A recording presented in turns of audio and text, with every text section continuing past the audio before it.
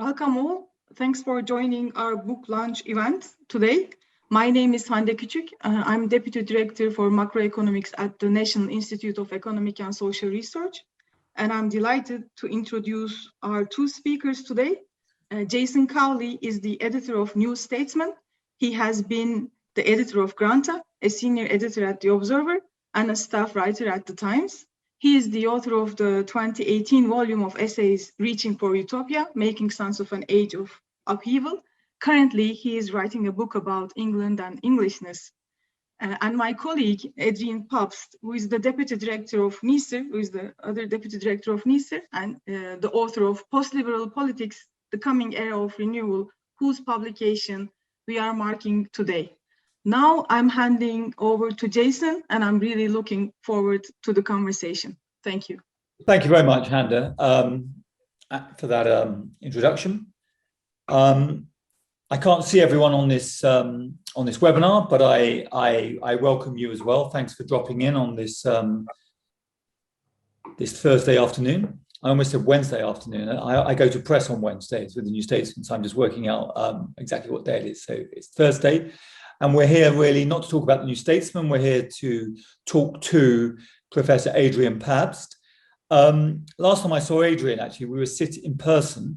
We were sitting side by side at Wembley for the England-Scotland match earlier in the Euros. It was quite a wet, cold night, and it was a 0-0 draw. And there was a little bit of booing at the end, actually, for the team and for Gareth Southgate. But we've moved on a lot since then, as we all know. But it's good to see Adrian on the screen, at the very least. And Adrian, we're here to talk about your new book, Post-Liberal Politics, which is published this week. So congratulations on that. And I have a copy of the book here in front of me and have read it, and indeed read an earlier version of the book. I've been delighted to see how it's developed. But it's a fascinating subject. But I think probably to start, and we'll have a wide-ranging conversation, but also I'm keen to invite questions from the participants. So if you wish to ask a question, I'll talk to Adrian for about 15 to 20 minutes, and then please drop questions into the chat box, and I'll select some and read them out, and then we can begin an open exchange. Adrian, first of all, it's a very vexed and contentious word, post-liberal. I mean, John Gray wrote a book in the early 2000s, or was it even the late 90s, on post-liberalism. But how would you define post-liberalism, and why is it such, do you think, such a contentious concept, if we can call it a concept?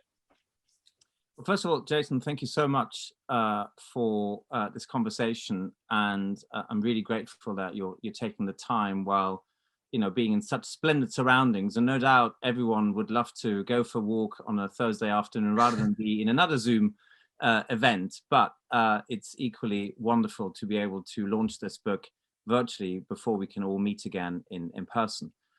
So I think post-liberalism is contentious for a very simple reason, which is that a lot of people understandably would associate it with anti-liberalism. They think that somehow this is coming back on the achievements of liberalism, maybe rolling back rights, and denying us freedoms that have been hard won in many instances.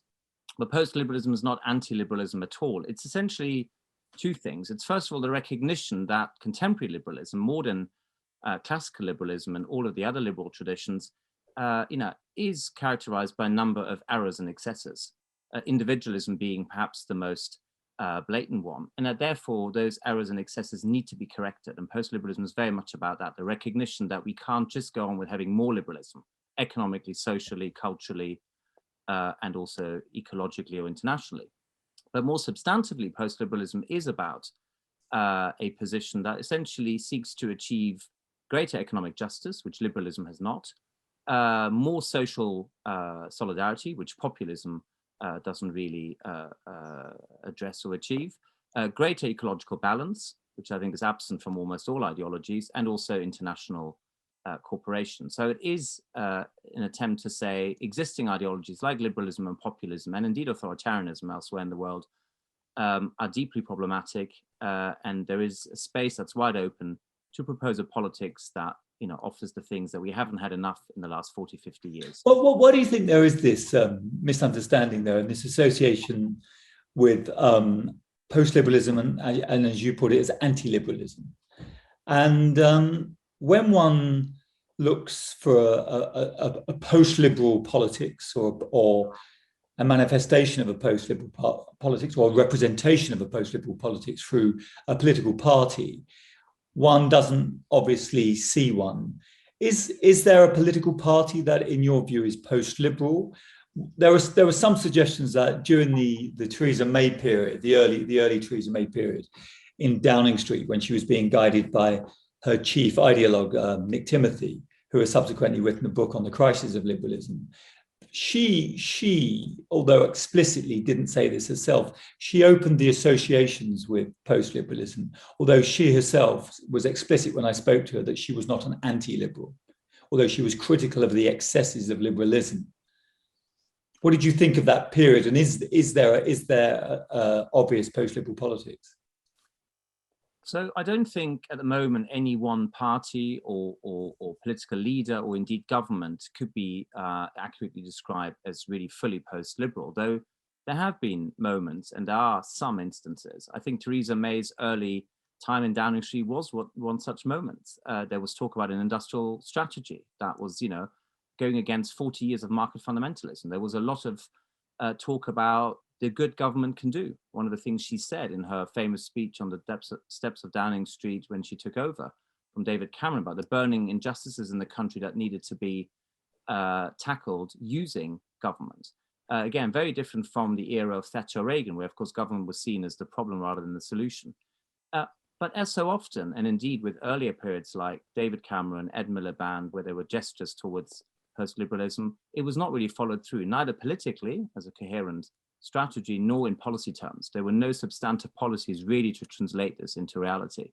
And so it has largely remained something that has been part of the political discourse for now 10 years or so, but not really embraced by anyone. And I think the lesson here to learn is that we cannot just hope that one political leader will do this. Cameron didn't do it for the Conservatives, and nor did May. And I don't think many people have any hopes that Boris Johnson is a post-liberal, but nor was it the case for Ed Miliband or any other Labour leader since. It's not about a single leader. It's not even about just a party. It will require much greater cultural and social change. And then, of course, also institutions and policies to give it some reality. But I think that's one of the lessons of the last 10 years. We cannot just wait for that political messiah. That will not happen. Just briefly on Theresa May again, she was particularly in her what became her notorious party conference speak when she used the phrase "citizens of nowhere." But in that same speech, she rejected libertarianism explicitly, and she also rejected state socialism. And she was trying to stumble towards a new politics of the common good. Indeed, she even used the phrase "the common good." But somewhere, whether it was superficial, whether it was gesture politics, whether she was sincere, she wasn't able to articulate something beyond a series of gestures and instincts, I think. And then obviously when she ran in the 2017 general election, it was 2017, wasn't it, when Corbyn surged and she lost her majority, she ran a very bland and disappointing and technocratic and fearful campaign, and she rejected much of her earlier positioning. What about Blue Labour and Red Toryism, which emerged around the time of 2008, 2009, 2010? What was going on there? So I think briefly on Theresa May again, what was fascinating was that attempt to chart an alternative to both state socialism and market fundamentalism, and the recognition that somewhere between those two extremes, there's a big space, one where society is more important than just state and market institutions, where civic ties play again a greater role than simply individual rights or collective utility. So it was interesting, perhaps even ambitious, but as I said, no coherent political public philosophy, no really bold political positioning, and ultimately no policies either. And as you say, it all fell apart in that general election when she was just trapped and seemed unable to really cement that position that she tried to occupy in the first few months in Downing Street. I think Blue Labour was clearly influential on her insofar as it had already for many years advocated industrial policy, corporate governance reform by putting workers on company boards and a number of other things that were, in some sense, if you like, flirted with by the May government, but again, not embraced or implemented. And likewise with Red Tory, a critique of market fundamentalism and sort of libertarian politics. Those two movements clearly are the ones that try to suggest, and I think did so with great conviction and force, that the era of economic and social liberalism was coming to an end after the financial crisis, that individualism, the idea that it's all about negative liberty, that is absence of constraints on individual choice except for the law and private conscience, and all the other liberal errors and excesses were no longer sustainable. And I think they played a huge part in opening up that space for post-liberal politics. But because party leaders didn't fully get it and embrace it, and because parties didn't change enough and governments didn't do enough about it, it hasn't yet become the political mainstream, though I believe it is the political battleground, that those questions over individual and community, the role of the state, how we think about our relationship with nature, and also international bonds, I think that is the new political battleground over which I think parties will fight in the future. You say at the beginning of the book we're passing through or living in the interregnum, and at the end of the book you reiterate that you take us on a journey, but we in many ways we arrive at the destination, which was also where we started. We're still in the long interregnum. Now, when an era ends, a political and cultural and social era ends, as it did at the end of the 70s, when we saw the unraveling of the post-war consensus and the rise of the Hayekian New Right and the forces that were unlocked by the election of Margaret Thatcher in 1979. At first, that period was misread, I think, by the left. They thought Thatcherism was transient. Here was just another Conservative government that could easily be defeated. But what I think the Thatcherites understood was that this was something counter-hegemonic, and they were seeking hegemony. But they had their intellectual outriders, they had their think tanks, they had Milton Friedman to draw on, they had Hayek, they had the New Right, they had some of the early work of Roger Scruton. They had the Peterhouse Right. There was a lot going on. If we move forward now to another period where you could say an era ended with the financial crisis, and we're living in its aftermath. And I'll get you to define exactly what you mean by the interregnum. But my understanding is that an era ended, or it crashed with the crash of 2008. And we're grappling to find a new politics. And therefore, post-liberalism, which you say is a new political battleground, I would say to you, where are the think tanks? Where are the writers? Where are the outriders? Where are the ideas filtering through into the newspapers and the public prints, comparable to what we had in the mid to late 70s, which opened the way for the Thatcherite counter-hegemonic takeover. So if we are in the interregnum, can you tell us a little bit what you mean by that and what might come after? Or will we just remain in the interregnum? It will just go on and on and on, as John Gray has said. So I really take this idea of interregnum very much from the work of the Italian philosopher Antonio Gramsci, who said that the interregnum is precisely when the previous hegemony ends, and yet there is no new hegemony to replace it. Yeah, so the old is dying and the new is struggling to be reborn. Exactly, the old is dead and the new is not yet born. Yeah. In that interregnum, of course, as he famously says, lots and lots of morbid phenomena pertain. And I think the morbidity we can see, not just in relation to COVID, but of course in relation already to a broken financial system, a broken economy, social fragmentation, political polarization that you have written a lot about, and indeed, ecological devastation, and also internationally, not really a spirit of solidarity, but one of competition, anarchy, the rise of authoritarian leaderships in China and Russia and elsewhere, and really a time that's very, very different, of course, from the sort of optimism of the 90s. So we are still living in this interregnum, I think, for essentially two reasons. One is that what was put in place after 79, the new conservative hegemony with Thatcher and Reagan, that then became often described as neoliberalism, that our term is so vague it may not really help us understand that much. But that new conservative or new right settlement has not entirely disappeared. It's clearly no longer working.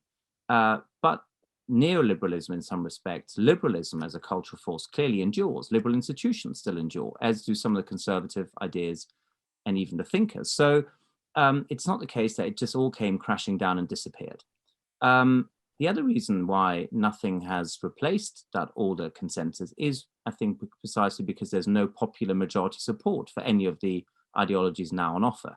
Liberalism is struggling to renew itself. So yes, people vote for certain liberal candidates, but there isn't the same energy and enthusiasm that there might have been in the 80s or 90s. Of course, Blair and Clinton were part of that liberalism, and they were very popular. And that's just not the case now. Populism as a very complex phenomenon hasn't replaced liberalism fully.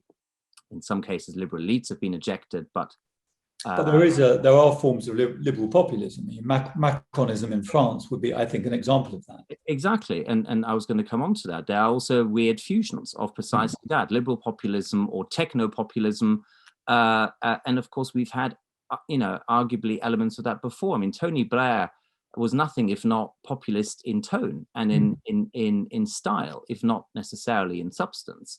Though arguably, Tony Blair was also a little bit sort of, we're going left on the economy in the sense that we're now spending more money after Thatcher, and we're going sort of a little bit right on culture in terms of, tough on crime and tough on the causes on crime. So there have been, movements foreshadowing what we. But he also believed that history had a direction and a trajectory and a purpose. In other words, he spoke about the arc of history bending towards progress. Which gave him his slightly his messianic convictions. Boris Johnson is a far more skeptical figure. I wouldn't call him he has liberal instincts, but he also has other instincts too. He also has a kind of cold-eyed realism. And we might come on to where Boris Johnson fits into all of this, but please continue. Yeah, so I think that's right. There isn't now the same optimism at all as in the 80s or 90s. I mean, Thatcher very much went against a sort of spirit of decline and defeatism as she saw it, and said, I want to bring light where there's darkness, and all that hopefulness of the 80s, and then Blair's and Clinton's optimism in the 90s is very much missing now. Would you equate Thatcher with Blair and Clinton? She had a kind of darker, more authoritarian sensibility, didn't she?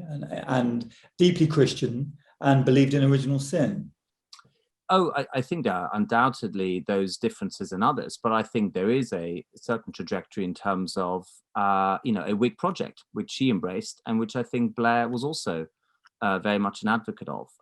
Not to mention the economic liberalism that Blair really didn't transform at all. I mean, he sort of tried to amend it a bit through public spending and a bit of welfare reform and so on, but essentially he never really challenged the Thatcherite economic settlement. In fact, thought that it was an engine of progress, and of course globalization is the one thing that he then sort of intensified when he came to power, and especially after the first 4 years. So I think there are these radical continuities, but yes, some discontinuities between Thatcher and Blair, as well as you say, probably some degree of greater skepticism, perhaps when it came to culture on Thatcher's part. She was worried about some of the liberal influence in education and the media and so on. And indeed, also, I think the foreign policy crusades under Blair is not really something that Thatcher would have pursued in the same way. Though, yes, when it came to communism, she was, of course, very, very vocal, but I think not quite as belligerent. But I think the other reason why we're still living in the interregnum is that neither liberalism, nor populism, nor authoritarianism, if you like, this sort of the China model, would command any majority support. Whereas at different points, whether the post-war settlement or the Thatcherite settlement, they both enjoyed, a lot of support for some time. And I think that's the big difference now. Where is the majority politics that people really endorse? Boris Johnson did very well in the 2019 election, as we know. But I think that is also in part to do with circumstances around Brexit and ending the parliamentary deadlock, and the fact that Corbyn simply wasn't seen as a suitable prime minister in the eyes of so many voters. Johnson it certainly has a kind of optimistic bluster, and his rhetoric is often positive. But actually, the recent profile of him in The Atlantic by Tom McTague, who spent some time with him, and they had some wide-ranging conversations. Johnson just rejected a belief in progress and the inevitability of progress, and I thought that was something was quite revealing of what he really thinks, and what he is surely ultimately is an opportunist, but also a pragmatist. But he's not a small state ideological libertarian conservative, is he? No, not at all. In fact, I think he's also described himself in that piece and elsewhere as a sort of Brexity Hezzer, the sort of Hezekiah of the post-Brexit era, who's not afraid to use the state to step in when the market has clearly failed. But I think there's also something else going on with Johnson, which is that rather than espousing a more sort of Christian ethical outlook, as Thatcher will have done, though one can, of course, challenge her on how that's compatible with the market fundamentalism she otherwise preached. Johnson isn't really part of that, or Blair's sort of, quasi, Christian messianism. He's really, in the end, going back to a more sort of pre-Christian world, one of sort of pagan heroism and God, and the idea that actually all is sort of, part of a heroic, perhaps tragic struggle, but one that he clearly intends to prevail in. So he is a very, very different political figure, one who's not a liberal or libertarian when it comes to the state, but clearly socially very much a liberal. A libertarian, I think, when it comes to things like lockdown, as we've seen, with his reluctance to act, and then, also not afraid to use not just a technique of sort of, demagogy, but also really someone who, shall we say, is a little bit economical with the truth. That's an understatement. I'm going to take a question now, just so we break up the conversation between the two of us. I have a question here which is actually directed at you. Increased consumerism and internet-based lifestyles, has it led to a laziness for change among the electorate? The questioner says, who no longer care or want genuine political change. Well, in other words, has the kind of consumerist, screen-dominated, information overloaded lifestyle of many of us made us complacent? Well, I think it's a fascinating question, and I do think we need to try and understand just how different the current cultural context is with the two eras when a new consensus emerged. So whether it's the post-war era, the sort of Attlee government and the post-war institutions, or indeed what we already discussed, which is the Thatcher-Reagan settlement after '79. Clearly, in both of those periods, culturally, there was probably a greater degree of, I suppose one could say, homogeneity, but certainly more resource for a national consensus. That seems to be less the case now with social media, I think, with consumerism and individualism. Clearly, we are much more fragmented as cultures and societies, more isolated from one another, and there are fewer sort of institutions that bind us together. I mean, where are the great gathering or convening institutions today? Whether it's the churches and the friendly societies of the past, or the town hall, or lots and lots of other organizations that may have in the end sort of provided the glue that holds and binds us together. Today, we have sport, we have the media and so on, but a lot of that can also be forces that polarize us.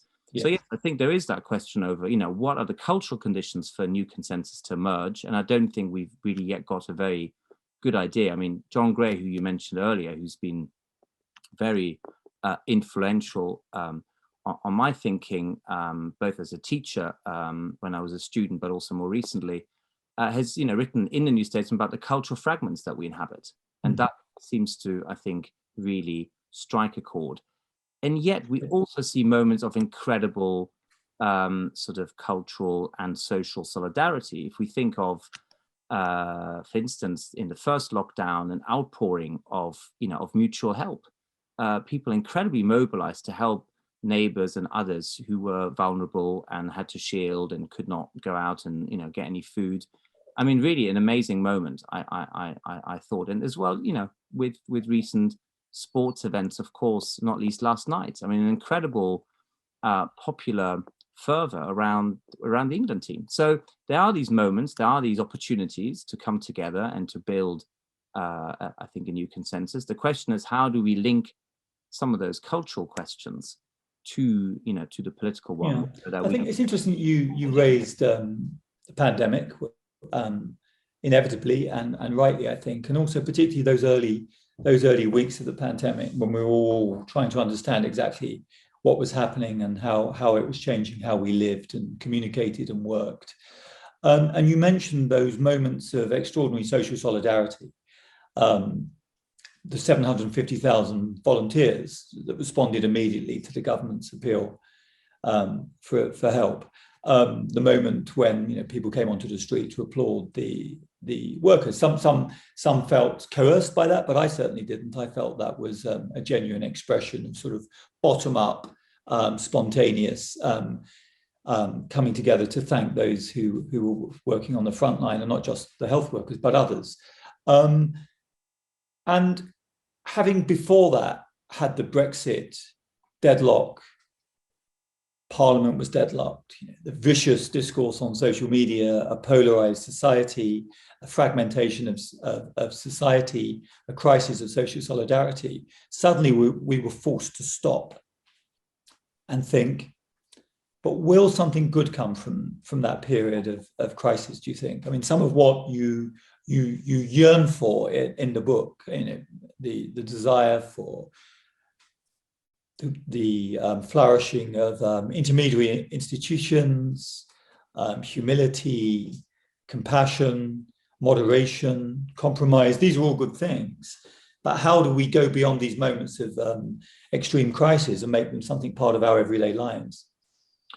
I think that's exactly the task, in front of us. And I suppose I would say, I remain very hopeful that things could be different because people respond to not just the moments of crisis and emergency as they did at the beginning of the pandemic, and indeed at other moments in recent history, the financial crisis, the Brexit vote, and so on, where there was a sense of reckoning that this meant something far more than just a transient phenomenon. The financial crisis revealed a deep problem with finance capitalism. Brexit revealed a deep alienation from politics and from the way we've been doing things for 40 years or so.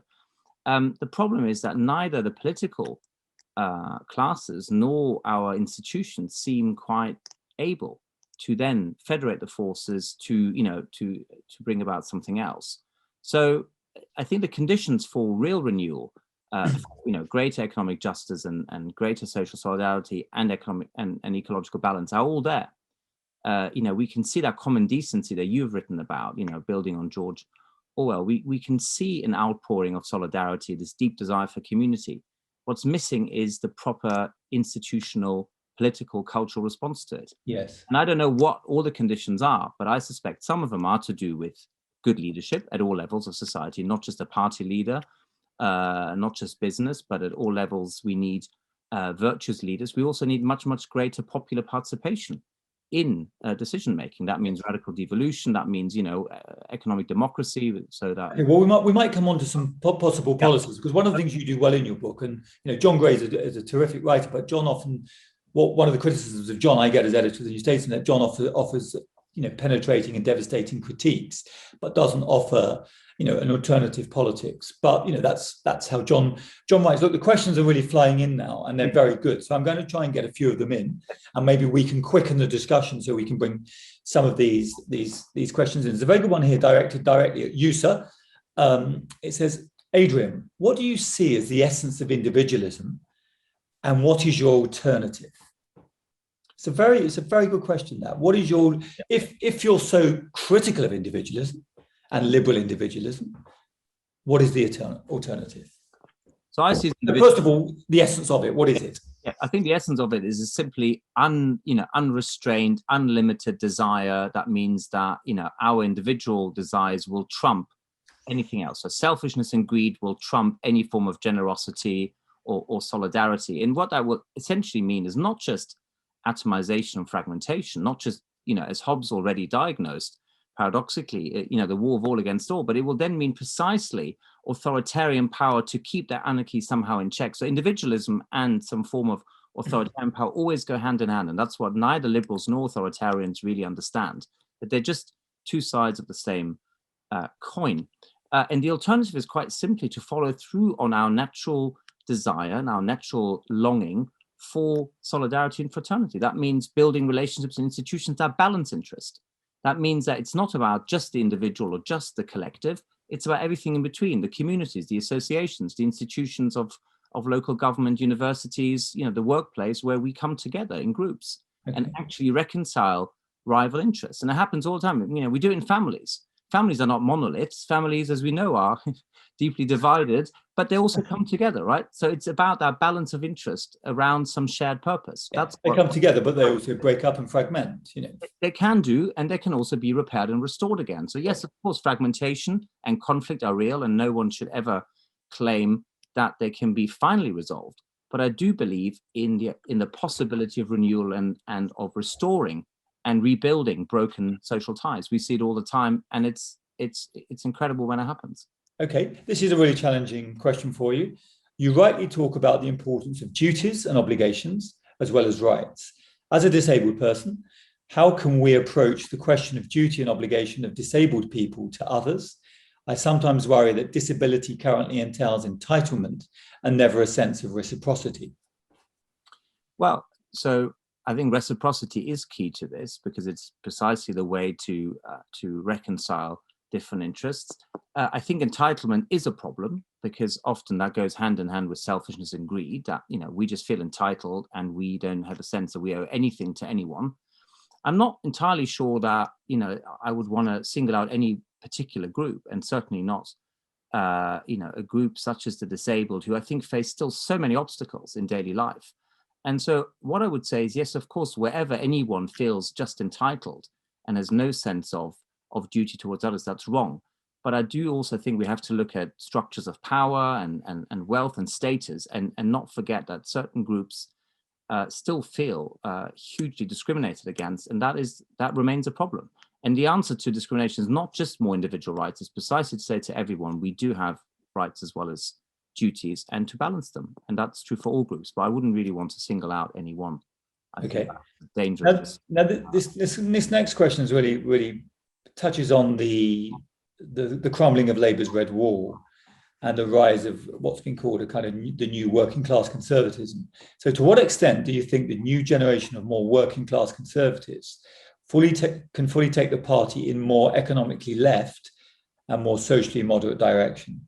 Surely the home counties, free marketeers and hyper-liberal wing of the party will try and fight this tooth and nail. Well, this does go to a very interesting question about, what are we seeing? Is it a whole political realignment, or are we more seeing an electoral repositioning for the moment? Now, I tend to think it's the former. I think the Conservatives have done incredibly well to break down Labour's so-called red wall and win so much support in working class seats. But clearly, the main reason for that was Brexit. I mean, let's not be under any doubt that Brexit and indeed Corbyn were the reasons why people voted Conservative in 2019. The Conservatives can only keep hold of that support if they actually change their fundamental political outlook. And so far, they haven't done that. Yes, they're spending more money, but compared with, Joseph Biden in the States and elsewhere, Conservative spending is still not that remarkably high. I mean, for instance, the so-called levelling up funds, are even a fraction of what Labour tried to spend, in the regions back in when it was in government between 1997 and 2010. So we're not really seeing a huge change. And let's also not pretend that Keynesian spending is somehow the answer to all of our economic ills. It isn't, because it isn't really a transformation of the fundamental logic of capitalism. So I think we have to be careful before we conclude the Conservatives have completely changed their political philosophy. When you say we may not be seeing a realignment of our politics, why do you think the Labour Party, which you've described in some places as a kind of hyper-liberal party, why is the Labour Party losing in so many of its traditional heartlands? I mean, Scotland is a different question, and let's put Scotland to one side. We can return to Scotland if you wish, but why is it beginning to lose in some of those northeastern heartlands, the Midlands? It's certainly been wiped out in Essex and Kent, and apart from in Canterbury, Hertfordshire, some of those seats which Blair won. So why is it losing everywhere except the big cities? So I think that there are some, circumstantial reasons, such as, the endless manoeuvring over Brexit, the figure of Corbyn, as I've already said. But I think there's some much. So Corbyn did well in 2017. I mean, he got 40% of the vote. He did, but I think he did because he ran as a change candidate who was speaking to the economic conditions of the country and had much, much more interesting things to say about not just the problems, but possible solutions than Theresa May did. And I think people really punished May for that absolutely appalling campaign. The idea that you could just say Brexit means Brexit and strong and stable for 8 weeks and somehow inspire popular confidence and get people's vote. I think it was much more a punishment of the Conservatives than it was a vote for everything. Although he unequivocally rejected the status quo, didn't he, in 2017?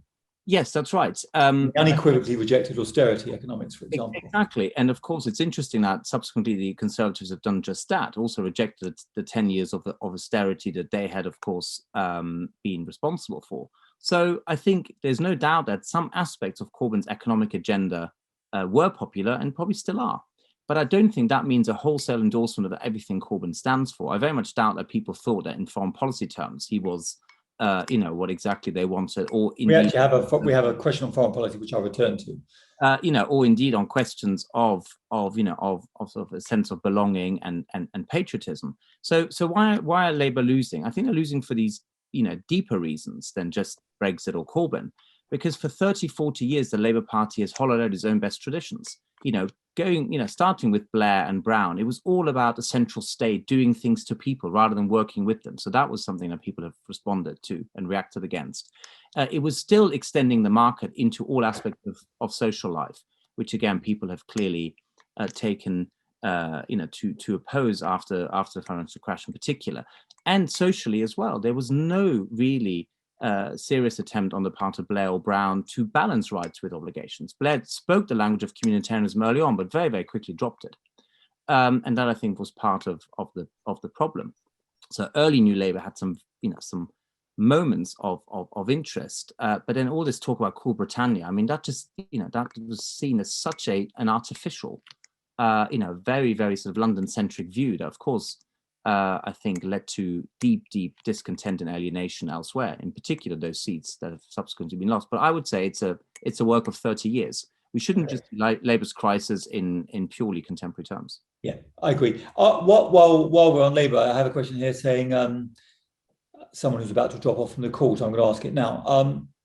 Is Keir Starmer a post-liberal, or don't we know what he is yet? Well, yes, I think we are yet to really find out what his political position and his sort of public philosophy is, if he has one. And I think there were elements in the first 6 months of his leadership that were interesting, because he talked about the problem of economic and cultural insecurity, and that he wanted to bring stability to the people who felt very insecure economically and socially. He also talked about country and community. He talked about family, and he talked about the love that he has for Britain. And I think these were interesting openings, but of course there was very little done with that. And then starting with the speech on the economy in February, I think it's all sort of ground to a halt, because there was no sense in which he had the energy and leadership so far to really move the debate on and show that Labour understands where people are and can connect with their everyday existence and has something to say to people, across England and across the UK. So we are waiting to hear that. But I think there were some openings that were interesting, but it just wasn't followed through. And let's see. So I wouldn't say he's a post-liberal, though I think on the economy he understands that the settlement inherited from, by Blair, rather the settlement that Blair inherited from Thatcher, that simply is not viable. And he's not going back to New Labour in economic terms at all. And Rachel Reeves, the new Shadow Chancellor, has made that perfectly clear in her recent intervention, the first Shadow Chancellor, to really set out a bolder economic agenda. Let's see whether they can put more flesh on the bones and tell us what the politics of all this is, because just economic policy, as we know, is not going to cut through. Yes. And what about cultural liberalism? Is there a tension between some of the positions Labour has with what you might call post-liberal positions? And does that lead to some of these sort of polarizing debate within the party among perhaps the younger activists and more socially conservative traditional Labour voters? Oh, very much so. And this is the problem going back all the way to the New Left, which essentially decided that it was wrong to sort of see things really in class terms or in terms of popular culture, and was going to be much more of an elite phenomenon that was essentially interested in cultural revolution, in individual emancipation, and essentially, a politics of utopia rather than a politics of place, a politics of identity rather than sort of shared belonging. And all of this has contributed to individualism that I think instinctively a lot of people are suspicious about, because they can see how individualism leads ultimately to incredible levels of disparity, of wealth, of power, of social status. And a lot of people just don't feel recognized in the sort of economic or social political model that we have. They feel that essentially they are not respected for their talents and for their vocations and for their role in society. They feel that there's only one model of success, which essentially means you have to go to university, read some sort of degree in the social sciences or maybe the humanities, and then become either a lawyer or banker. I mean, I'm being only, slightly simplistic, but that's the sort of success model of the last 30, 40 years. And no surprise, it doesn't appeal to large swathe of the country. Okay, we couldn't accuse you of not being trenchant in your opinions. Certainly say. I mean, I have so many questions. I don't know where to go. Should we touch on foreign policy? Because I've asked here someone's asked me what is a post-liberal foreign policy. Someone's also asked me what is post-liberalism relevant in the American political landscape. So I don't want to get too. You go ahead. I don't want this to be too long on foreign policy, because I've got so many questions. Sure. And another thing to think while you're thinking about foreign policy, a couple of people have said to me that in the questions that often when he or she reads post-liberal commentators, I don't know which ones, there's no names given, there can often be associations with transphobia and also at times racist language, or language that may be misunderstood as racist language. I mean, these are just, I'm just putting some of the questions to you. So you may want to think about that while you talk about a post-liberal foreign policy and indeed the American scene.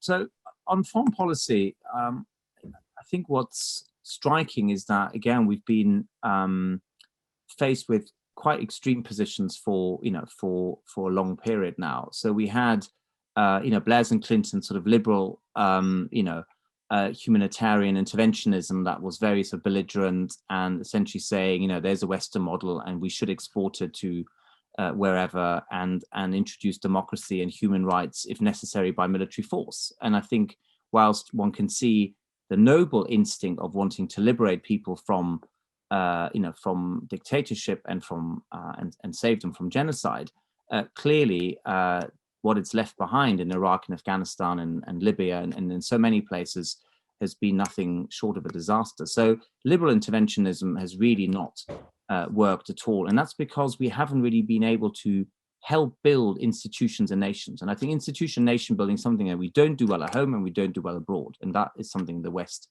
I think, really needs to reflect upon very, very seriously.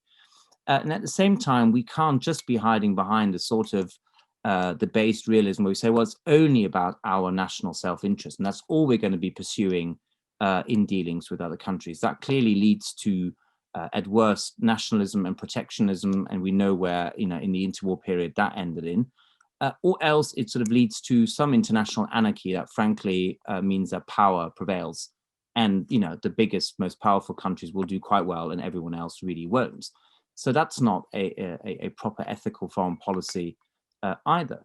So the alternative to both is, I think, a form of internationalism that recognizes that nations have interests, that those interests are legitimate, but of course they cannot be pursued in ways that would harm others. They have to be seen as and have to be reconciled with the legitimate interests of other nations. So does that differ strikingly from David Miliband's foreign policy? For example, when he was in the Foreign Office and he wanted to move to what he called a kind of more multilateral foreign policy, post-Blair multilateral foreign policy, or even William Hague's foreign policy.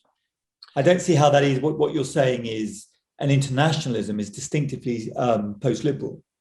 Yes, and I think there are elements in what Hague or Miliband were saying that I think we would recognize, because they had a critique of what came before. And I think they did. That was the interesting part. Though, I also see David Miliband, trying to, I think, renew this idea that we should be intervening, because, and I was in a debate with him on the Moral Maze about, the so-called age of impunity, where he was saying, everyone gets away with whatever they want to do across the world, and the West does nothing. Well, the West still implements large amounts of sanctions. And the question is, does that sanctions policy really work? And I'm not sure it really does. I'm not saying that we should therefore have no sanctions whatsoever, but we need to look at what sanctions have worked. The ones against South Africa, they had a palpable effect that I think was very positive. I'm not sure we could say this about sanctions against Saddam Hussein or other sanctions. So, even there, on the question of sanctions, we need to differentiate. But internationalism is different from, I think, what Miliband or Hague were doing, because it's essentially the recognition that we need to bring other actors into this. This isn't just about states or governments. This is very much about trade unions, the churches, all sorts of actors that at the moment are pretty much sidelined. And surely we need to balance the power of states and indeed of global corporations that have been very much on the side of liberal interventionism with, I think, the legitimate interests of other institutions, and that's not happened. So, I think your outline of a post-liberal foreign policy fits with some of your other statements is humility, but also an acceptance of limits, a call for balance and a call for moderation. I mean, Blair's grand vision for foreign policy, if you recall, after the 9/11 attacks, was to reorder the world. The kaleidoscope has been shaken, he said in that famous conference speech. Now is the moment to reorder the world. I mean, what a statement. Quite astonishing, and a sort of utopianism that really, I think, can be of the left or the right, but it's equally dangerous, because it suggests that somehow there is a direction to history, and that we have to use all means available, so technology, globalization, military power, and whatever else, in order to bring that about. And what's really extraordinary is that it's so intolerant of any kind of self-doubt. I mean, it is a form of, as we said at the beginning, of messianism that is very, very alien to all the religious traditions that actually think that doubt is an essential part of faith. Faith and doubt, are in some, paradoxical and perhaps dialectical relationship. But he felt overwhelmingly that he was on the right side of history, doesn't he? Yes, and I think the danger always with that is that, of course, when things don't turn out like this, what are we then to conclude? That either, he was on the wrong side of history, or perhaps the history is not at all what he thought it was, which is, this great, movement towards progress. And this is the point. All of the foreign policy of the last 30, 40 years has basically thought that it's absolutely fine to claim the benefits of progress, but always to completely ignore its limits and its crimes. And that, I think, is where humility Obama had a good phrase, I think,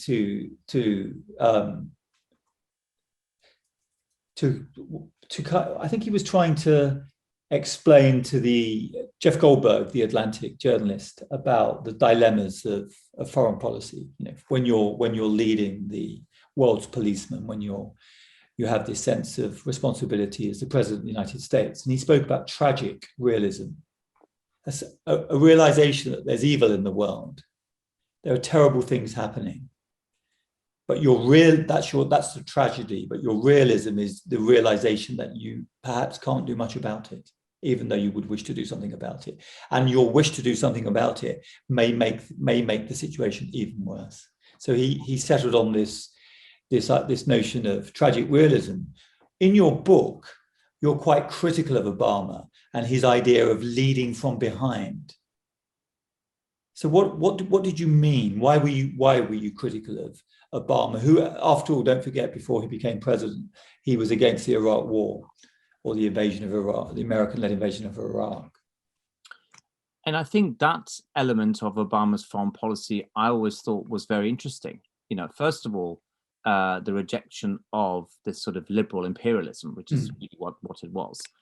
Secondly, a more realist outlook. And I think all of that was fine. I think the problem with Obama in the end is that, when you are the president of the only global superpower, because China, of course, was then not quite as dominant as it is now, you also have to sort of provide some form of leadership that isn't just saying, well, we're going to look after our interest and we're going to try not to intervene because we don't want more wars, and therefore we're going to step back. You can provide leadership in ways that go well beyond invading other countries.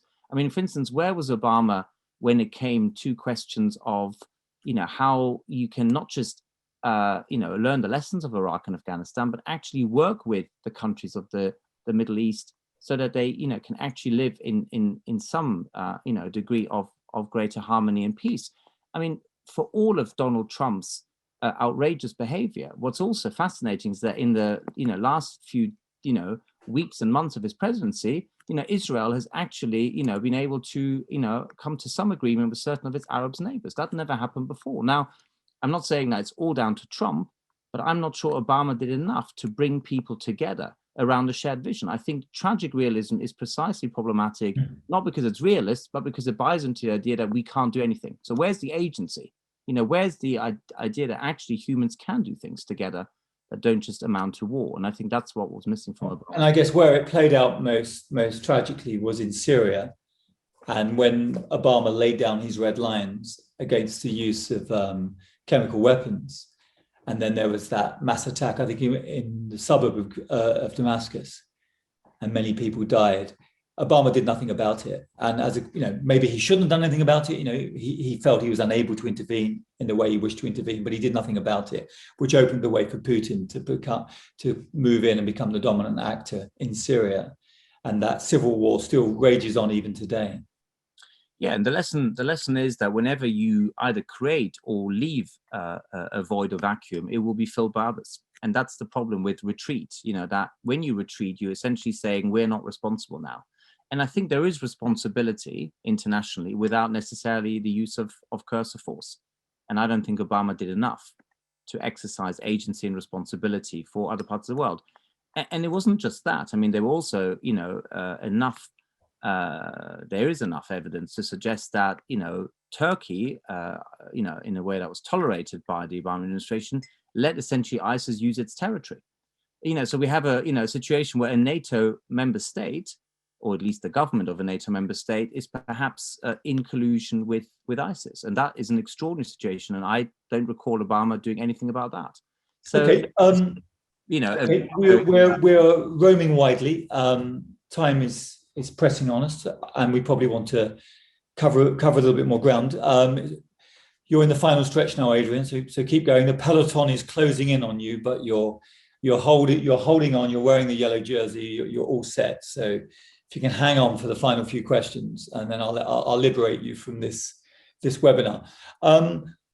What are your hopes for post-liberalism? I mean, I think at times, what you offer is a terrific analysis, an overview, an explanation. But what are the prospects for a new post-liberal politics? Perhaps a new post-liberal party politics. Well, I would simply say that in the immediate, I don't have any illusions that somehow this is going to be immediately embraced and implemented. But I would say that in the absence of any hegemonic ideology, and as I said, I don't think liberalism, populism, or authoritarianism are hegemonic. I think there is plenty of potential for people to embrace post-liberal ideas and also some of the policies. And I think what it really amounts to is to say, first of all, culturally, we cannot carry on with what we've done, either individualism or the sort of identity politics now waged by both sides, the far left as well as the radical right, and sort of stand by and let that completely destroy our societies. And I think there is a vast majority that doesn't want divisive identity politics, that actually wants something positive and would respond very well if people offered it politically. And also simply that, we cannot carry on with the same economic model or the same approach to the environment or indeed to foreign policy. So I think there is now a real reckoning that all of the old ideologies are morally bankrupt, and that, things will not carry on for very long like this. And I think it will take, a lot of groundwork, as indeed was done during the interwar period, in order to bring about the settlement that then defined the post-45 era, or indeed the intellectual work that led to the new right. After all, it was 30 years in the making before it became, electorally dominant. So I do think there's plenty of hope that if we do the groundwork now, politically, this can be embraced. The question is, what do we need to do in terms of the parties and the other institutions so that it becomes a majority force? But I do think people, when they come across post-liberal ideas, will recognize that it speaks to their most, fundamental needs, to the fact that this is about work, this is about family, community, this is about country, and indeed international solidarity. People will say, oh, well, these are the platitudes or sort of, motherhood and apple pie. I don't think that's quite right, because politically they have not been at the center of the debate. And if we can make those things central, I think people will respond very well. And politics often follows, reality. It isn't just trying to change it. And I think if politics were to reflect reality more, then I think post-liberalism will be more influential than it is. Okay. I'm going to ask a couple more questions, and then I've got one final question before I let everyone go. Some of these questions have been directed at the panelists, which I presume I'm included, but I'm not here to give my opinion. I'm just here to toss up a few volleys and you can just knock it over the net. So I'm not going to give my views on these things, but here's a very interesting question. Social media, as well as new mobile and internet technologies, contribute to atomization, division, and the commodification of ordinary life, i.e. dating apps. Do you agree? First question. And how might a post-liberal politics that aims to build solidarity and community address the potential dangers of these technologies? So very, very, very important how technologies are changing not only the way we live, but communicate, think, love, interact, etc. Well, that surely must be one of the main tasks that now confront us. Technology is so much more present in our everyday existence than even when I was growing up as a child, some 30 or 40 years ago. I mean, it really has come to dominate life in ways that I certainly didn't think was quite possible. And yet, we haven't even seen the last of it in terms of artificial intelligence, biotechnology, and so many things that are happening as we speak. So I think fundamentally it's about saying post-liberalism is an anti-technology, and technology is very much an extension of even our bodies and part of human society. But it has to be very clear that technological progress needs to be subordinate to human flourishing, that we need to harness technology for the right ends. So the first thing is that we can't just say progress is a good thing in and of itself. It has to serve a much higher purpose than just ever more technological advancement. And that means, we have to take a much more robust legal approach to this and say that technological companies can't just do what they want. I think we should break up the tech platforms that have far too much economic and political power. And we also need to have a sense that technology, like the economy, needs to be embedded again in institutions and relationships. Now, that will be the work of generations. But the first thing to realize that we are not machines, we are human beings, and everything should be at the service of human flourishing and indeed natural flourishing, and not destroying it. And technology, I'm afraid, at the moment, is much more destructive than it is. So not only breaking up the tech platforms, what about regulation? I mean, one of the things we think is that the tech platforms should be treated as publishers. Well, I very much agree. As well as platforms. I mean, being responsible for what's published on their platforms. And if they were, their business model would collapse because they would need moderation or moderators on the platforms where anything goes. Yeah, absolutely. So when it comes to the media side of the tech platforms, I couldn't agree more that we need to treat them as media, corporations with the same rights, but very clearly the same obligations. And as you said, that would radically change the business model, and I think really curtail their economic power. But I don't think it's enough to regulate them, because often regulation is a step or two behind innovation. And I think it plays catch up and it doesn't really quite get there. I mean, we try to regulate finance and we know where that led to. So I also think that a platform like Facebook really won't work, because it's essentially turning an open competitive market into a private infrastructure that is controlled by, by its executives and shareholders. And that's not really a responsible business model, or indeed one that's compatible, as you say, with a plural free media. So I think it needs both breakup and then regulating of its various activities.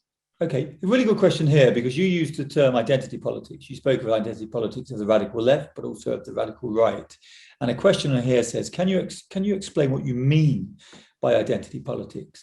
To me, it seems to be an often abused term like neoliberalism. I think it's a very good question. It's an excellent question. And I agree that, like neoliberalism, we may well use it so much and in such different meanings that it ends up being vague and indeed meaningless. But by identity politics, I quite simply mean the idea that individual identity trumps any sort of common sense of belonging, that somehow the individual, him or herself, now just defines who they are and does so, outside of any familial, cultural, historical, or even natural constraints, that somehow, the individual will is supreme and the highest moral arbiter of what we do and who we are. And I just don't think that is compatible. Is it that though, Adrian? I mean, there have been many, for example, the taking the knee, and has been seen by some as a form of identity politics. Isn't it just a way of peacefully protesting against racism? Why does that fit into a polarizing debate about identity politics? Sure, but because I think the first point to make is that, yes,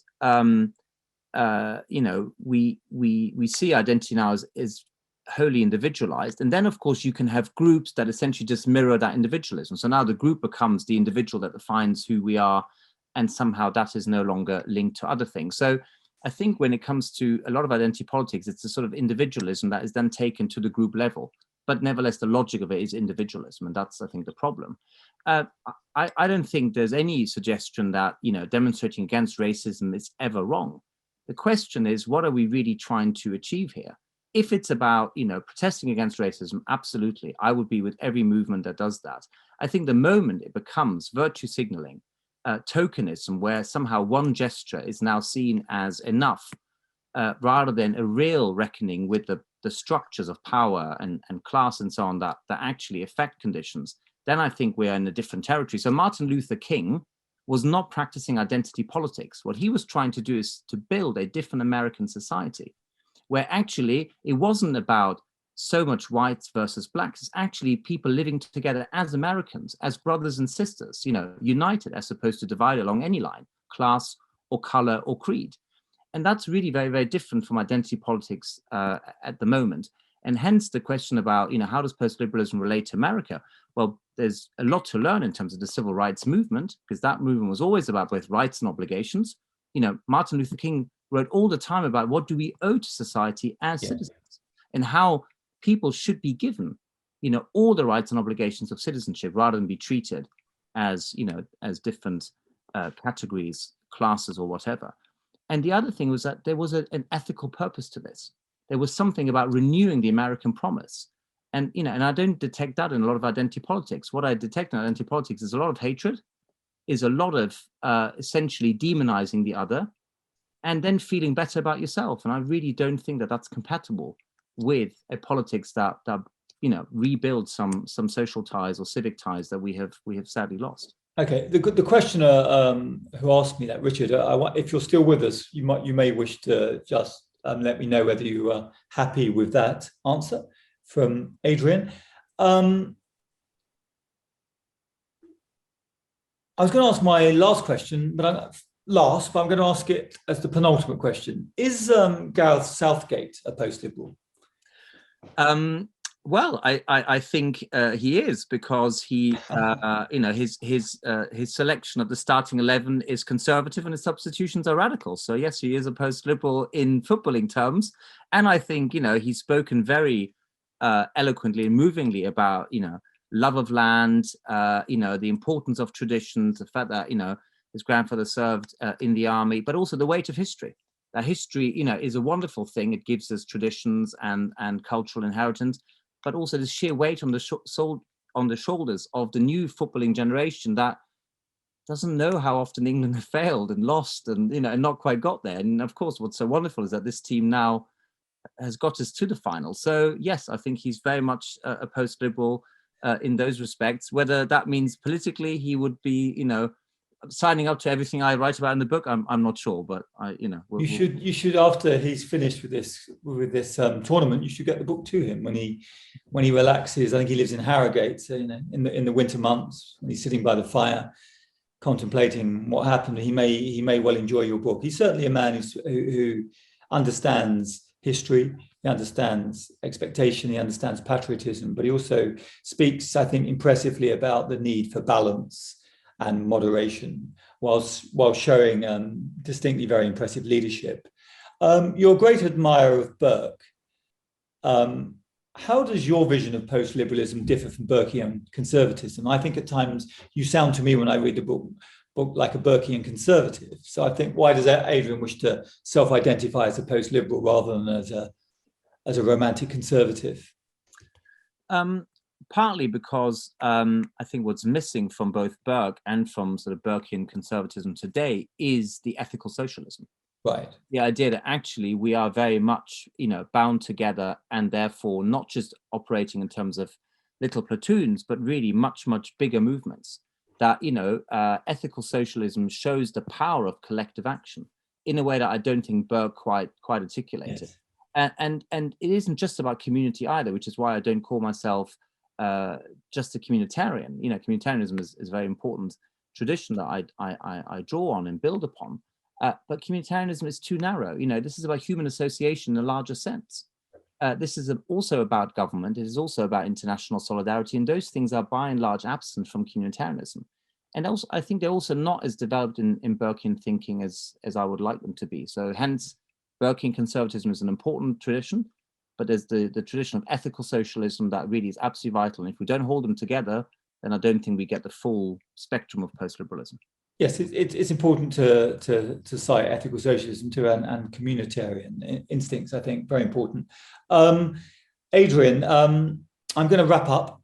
Is there anything before we do, anything you'd like to say? Any final statement? Any expression of optimism or hope, probably rather than optimism?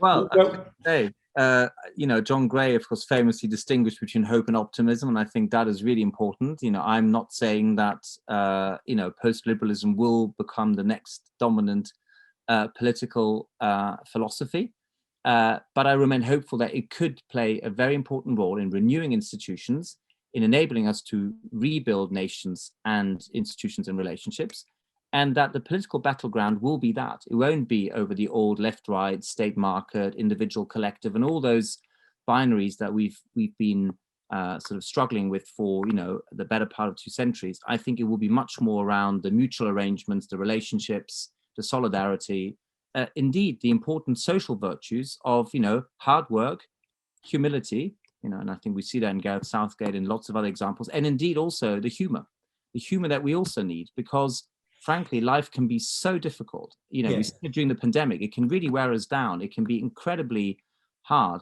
And I think conviviality, that means humor, festivity, coming together to enjoy each other's company, that's going to be so important. If politics doesn't speak to that and reflect it, then I have fears it really won't renew itself. But I remain very hopeful it can. Okay. And a religious sensibility too? Very much so, in the sense that post-liberalism is always drawn on both religious and non-religious thinking, and wants to, represent and embody a broad, generous humanism, where, it's not all about religion, but we're certainly not going to treat religion as an odd thing or as the exception or something dangerous. Religious ideas and practices have been absolutely vital in building our societies, and the best religious traditions remain, so precious that without them, we certainly can't renew our societies. That doesn't mean that people have to have faith or have to, you know, go to their church or synagogue or temple or mosque, but we can see how often religious practice is linked to solidarity, especially care for the, you know, for the most vulnerable in our societies, and therefore it remains one of the most important resources to draw on as we do this. It's much more practical, much more embodied, and that's just what politics needs to be, not abstract, not disconnected from people's lives. Yes, absolutely. It's probably a good place on which to end. It's a warm summer evening now, and the sun is blasting through my window onto my face. So I might go outside and take some fresh air. Thank you to everyone who joined the conversation. Thank you to all of those who asked questions. There were many questions. I'm sorry if I didn't put some of them to Adrian, but I will do